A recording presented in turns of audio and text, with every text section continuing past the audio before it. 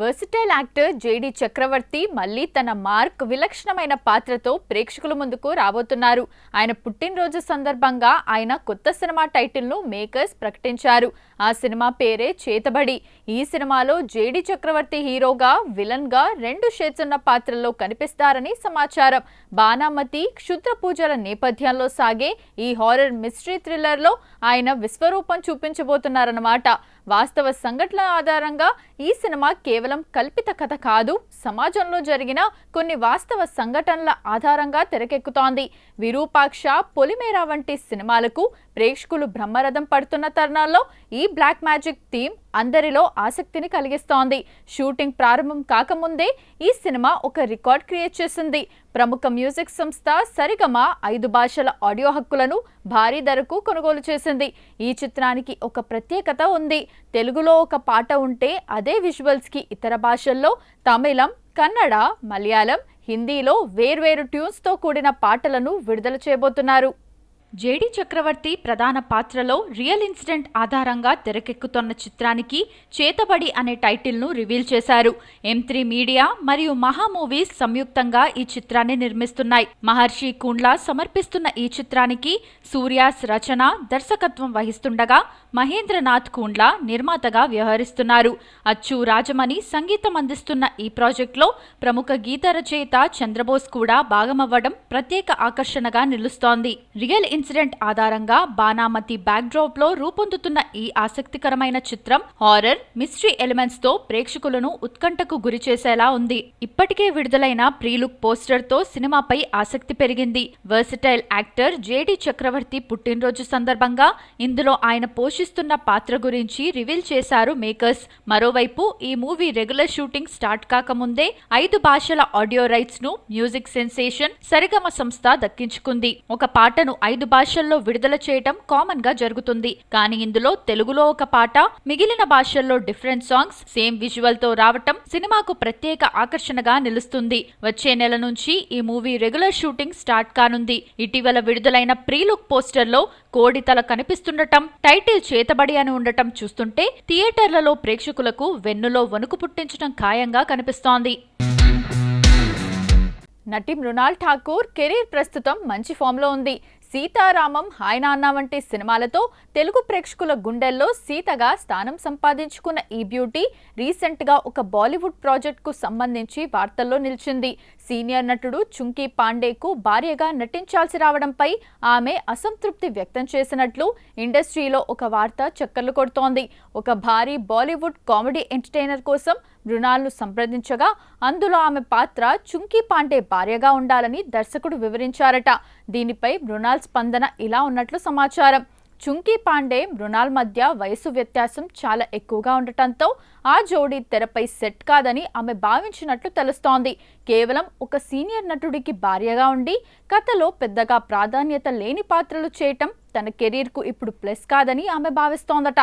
Project పెద్దదే అయినప్పటికీ character విషయంలో సంతృప్తి చెందకపోవడంతో ఆమె ఆ ఆఫర్ను సున్నితంగా తిరస్కరించినట్లు ముంబైలో టాక్.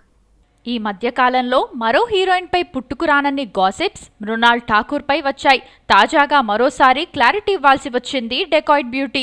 సినిమా రిలీజెస్ టైంలో డేటింగ్ వార్తలు రావడం పట్ల కాస్త అసంతృప్తిని వ్యక్తం చేసింది మృణాల్. ఇలాంటి వార్తలతో కన్నా తన వర్క్ ద్వారానే ఐడెంటిటీని పొందాలనుకుంటున్నానంటోంది ఈ భామ. ఇక తనకు ప్రేమించేంత టైం లేదట. తన కాలికి గాయమైతే ట్రీట్మెంట్ చేయించుకోవటానికే సమయం దొరకడం లేదని, ఇక లవ్ చేసేంత తీరిక తనకు ఎక్కడిదని అంటోంది సీత. ఇక గతేడాది Ajay Devgan movie son of Sardar 2లో నటించడంపై విచారం వ్యక్తం చేసింది సీతామహాలక్ష్మి. స్క్రిప్ట్ నరేషన్ ఒకటైందని, తెరపై మరొకటి చిత్రీకరించారని అంటోంది. సీనియర్ నటుడు చుంకీ పాండేకు భార్యగా నటించడం తాను ఎక్స్పెక్ట్ చేయలేదని, అక్కడ తాను ఫెయిల్ అయ్యానంటూ చెప్పుకొచ్చింది అమ్మడు. చుంకీ పాండేను టార్గెట్ చేయడంతో అజయ్ దేవ్గన్ ఏమన్నా యంగ్ హీరోనా అంటూ కౌంటర్ ఇస్తున్నారు నెటిజన్లు. చెప్పాలంటే దేవ్గన్ కన్నా చుంకీ బెటర్ అంటూ కామెంట్స్ చేస్తున్నారు.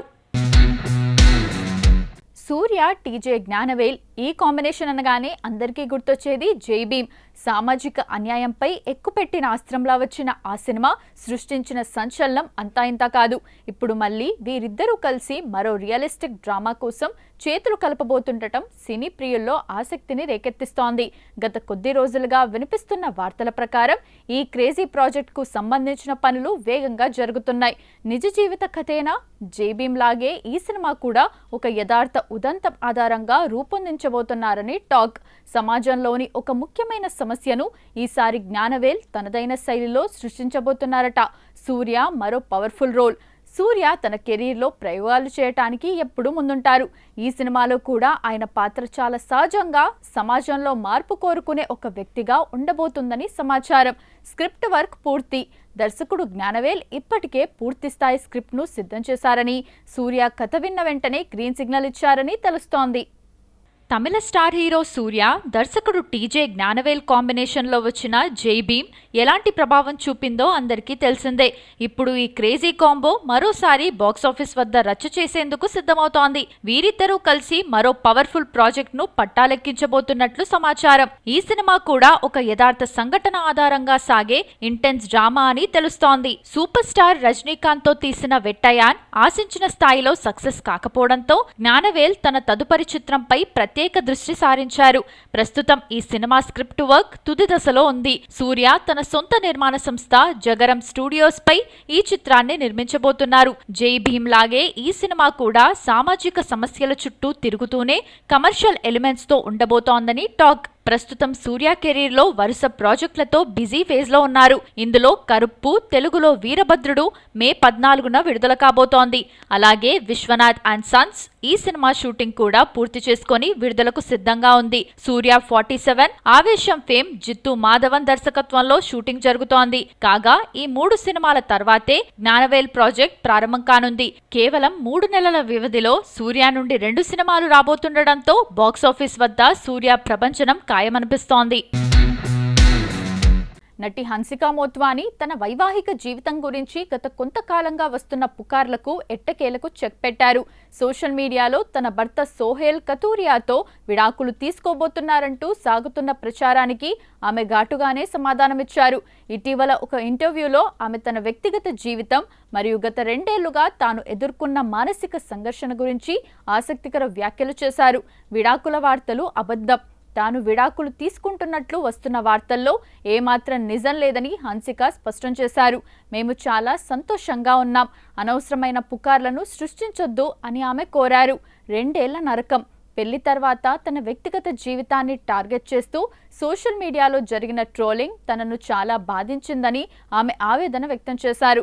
ముఖ్యంగా తన భర్తకు ఇది 2వ పెళ్లి కావటంతో అతని మొదటి సంసారం విచ్ఛిన్నం కావటానికి హన్సికే కారణమంటూ వచ్చిన ఆరోపణలు తనను నరకం చూపించాయని ఆమె పేర్కొన్నారు. ఇన్నాళ్ళు ఇలాంటి వార్తలపై స్పందించకపోవటానికి కారణం తన పని ద్వారానే సమాధానం చెప్పాలనుకోవడమేనని, కానీ మౌనాన్ని అసమర్థతగా భావించి వార్తలు మరీ శృతిమించిపోవడంతో క్లారిటీ ఇవ్వాల్సి వచ్చిందని చెప్పారు. సినీ ఇండస్ట్రీలో విడాకుల పరంపర కొనసాగుతూనే ఉంది.